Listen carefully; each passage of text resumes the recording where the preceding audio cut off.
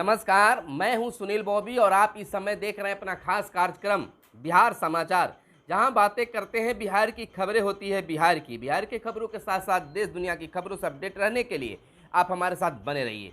बिहार की पहली और बड़ी खबर हम ले रहे हैं गांव की सरकार से। गांव की सरकार को लेकर अब बिहार सरकार के साथ साथ केंद्र सरकार भी अब सख्त हो गई है।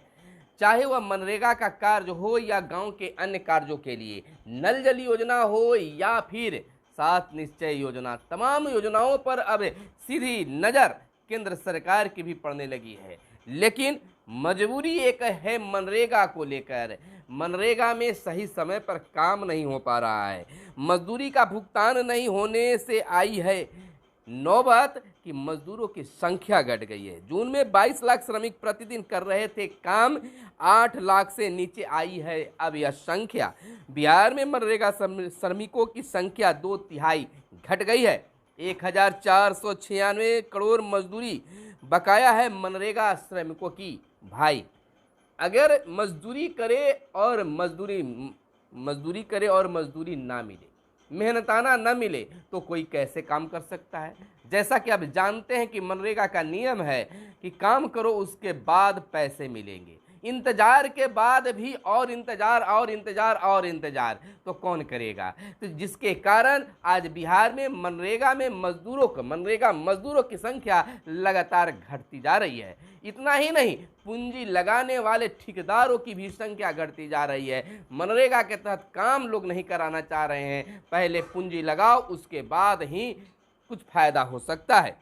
आपको बता दें, बिहार में मनरेगा श्रमिकों को 2 महीने के समय से मजदूरी का भुगतान नहीं हो, 2 महीना से ज़्यादा समय हो गया और अब तक मजदूरी का भुगतान नहीं हो रहा है। मजदूरी नहीं मिलने से मनरेगा में काम करने वालों की संख्या जून की तुलना में 1/3 घट गई है। जून में 22 लाख श्रमिक प्रतिदिन काम कर रहे थे, धीरे धीरे घटकर यह आंकड़ा 8 लाख से नीचे आ गया है। विभागीय पदाधिकारी बताते हैं कि इस बार बारिश भी कम हुई है, इसलिए मनरेगा में काम उतना प्रभावित नहीं हुआ है, पर मजदूरी समय पर नहीं मिलने से श्रमिक कम आ रहे हैं। पिछले महीने यानी जुलाई में प्रतिदिन मनरेगा के तहत काम करने वालों की संख्या औसतन 9 लाख पर आ गई थी, जो अब 8 लाख से भी नीचे आ गई है। बात पेट की है, भूख की है। यह धर्म युद्ध भूख के लिए है। आखिर मेहनताना नहीं मिलेगा तो कौन काम करेगा। बंधु, अगर आप वार्ड सदस्य हैं, मुखिया जी हैं या फिर श्रमिक हैं, तो आप जरूर बताइए कि आपके यहाँ मजदूरों की मजदूरी मिली है या नहीं मिली है। मिली है तो जरूर बताइए और ना मिली है तो यह भी बताइए कि आपके यहाँ मजदूरी मिला है मनरेगा के तहत काम करने वाले श्रमिकों की नहीं। और मनरेगा का हाल आपके यहाँ क्या है, जरूर कमेंट करके बताइएगा। आपका कमेंट सरकार तक पहुंचती है, लोग जानते हैं और आपकी आवाज़ हम बनने के लिए तैयार हमेशा रहते हैं। तो निश्चित तौर पर आप जरूर बताइएगा इस वीडियो के कमेंट में कि आपके यहाँ मजदूरी मिला है कि नहीं मिला है, और नहीं मिला है तो कितने महीनों का बाकी है, कितने दिनों का बाकी है, और मनरेगा का हाल आपके पंचायत में क्या है। और दूसरी बड़ी खबर हम बता दें कि अब यहाँ राज्य में यानी बिहार में 700 राजस्व पदाधिकारियों की सेवा इसी माह नियमित होगी। बड़ी खुशखबरी है राजस्व पदाधिकारियों के लिए कि अब उनका अस्थायी होगा, नियमित हो जाएगा। राजस्व एवं भूमि सुधार विभाग सभी अंचलों में तैनात करीब 700 राजस्व कर्मचारी आरओ की सेवा करीब 10 वर्ष बाद नियमित करने जा रहा है। पहले इन्हें सर्किट इंस्पेक्टर CI कहा जाता था। अब आरओ की प्रमोशन अवधि 2 साल की होगी, लेकिन विभागीय लेटलतीफी से इनकी सेवा संपुष्टि नहीं हो पाई थी। अब अगस्त के अंत तक इस प्रक्रिया को पूरी होने की संभावना है। और आपको बता दें कि इसमें 2014 के बाद बहाल वैसे राजस्व कर्मी भी शामिल हैं जो आरओ के तौर पर नामित हो गए हैं। इनसे इन्हें प्रोन्नति का रास्ता भी अब आसान हो गया है और साफ हो गया है, तो खुशी की बात है। इधर हम आपको बताते चले कि सूबे में 1200 नए पदों पर होगी अब भर्ती। बिहार पुलिस में उप महानिदेशक साइबर समेत 405 पद किए गए हैं सृजित। और बता दें कि बीते दिन नीतीश कैबिनेट में यानी बिहार कैबिनेट में 23 एजेंडों पर मुहर लगी है। आपको बता दें साइबर अपराध नौसर्जित पद और उनकी संख्या क्या है कि साइबर अपराध के 405, SDROF के 393, बिहार पुलिस सेवा 181, बुड़को में 178, यातायात पुलिस 16, अवर निबंधक 11, मद निषेध 11 और 11 जगहों पर नए अवर निबंधन कार्यालय भी खुलेंगे। और कृषि डीजल अनुदान 60 से बढ़कर 75 रुपये कर दिया गया है। खरीफ फसल में राज्य के किसानों को सिंचाई के लिए 60 की जगह 75 रुपये प्रति लीटर डीजल अनुदान मिलेगा।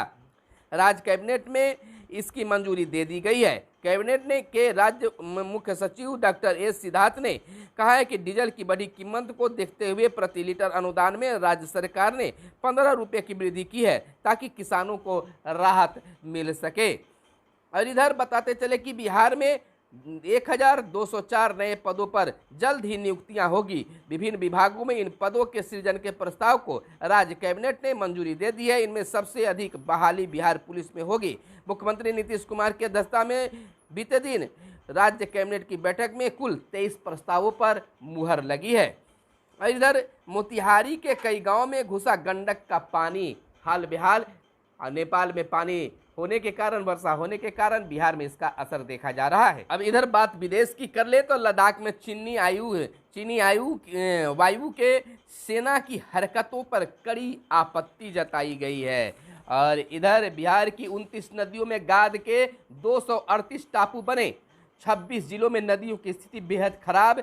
जल संसाधन विभाग ने गाद के टापुओं की सूची खान एवं भूतत्व विभाग को सौंप दी है। आपको बता दें कि बिहार के सभी प्रमुख नदियों में गाद की समस्या पिछले दिनों की अपेक्षा और बढ़ती जा रही है। 29 नदियों में गाद के 238 बड़े टापू बन गए हैं। ये न केवल नदियों की धारा बदल दे रहे हैं बल्कि इसके कारण नदियों की चौड़ाई भी लगातार कम होती जा रही है। इससे तटबंधी इलाकों में कटाव की समस्या तेजी से आ गई है। इसके कारण नए क्षेत्रों में बाढ़ की समस्या पैदा होती जा रही है। और एपीओ के 553 पदों पर करे नियुक्ति।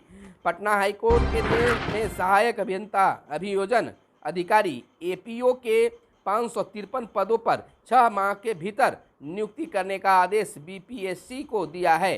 कोर्ट ने 6 महीने के भीतर चयन की प्रक्रिया पूरा करने के लिए सभी आवश्यक प्रयास करने का भी आदेश दिया है। और बिहार की 11 वस्तुओं को मिला हुआ है जीआई टैग। 6 हस्तशिल्प, 1 खाद्य सामग्री व 4 कृषि उत्पाद से जुड़े हैं। सांसद राकेश सिन्हा के सवाल के जवाब में सरकार ने दी है जानकारी। और इधर सीबीएसई कंपार्टमेंटल परीक्षा 21 अगस्त से होगी।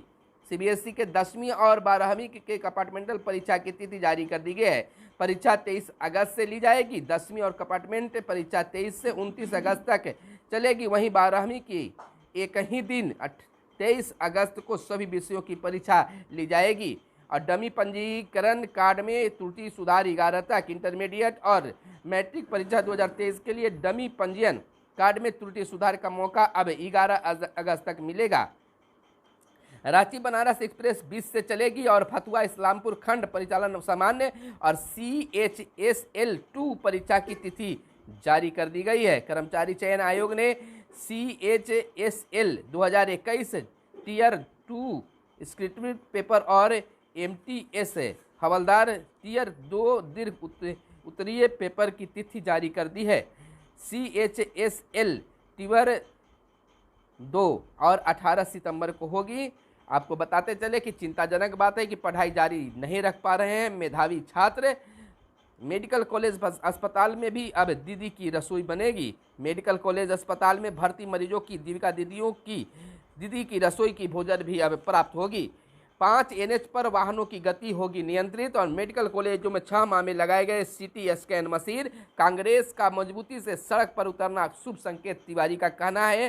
राजनेता शिवानंद तिवारी ने कहा है कि कांग्रेस का मजबूत तेवर के साथ सड़क पर उतरना शुभ संकेत है। और इधर हम आपको बताते चले कुछ और खबरें जो आपको जानना जरूरी है कि रेपो रेट बढ़ने से लोन होगा और महंगा। मौद्रिक नीति समिति ने रेपो रेट में आधा फीसदी की बढ़ोतरी की है। और कांग्रेस का महंगाई पर सड़क से संसद तक हल्ला बोल हुआ।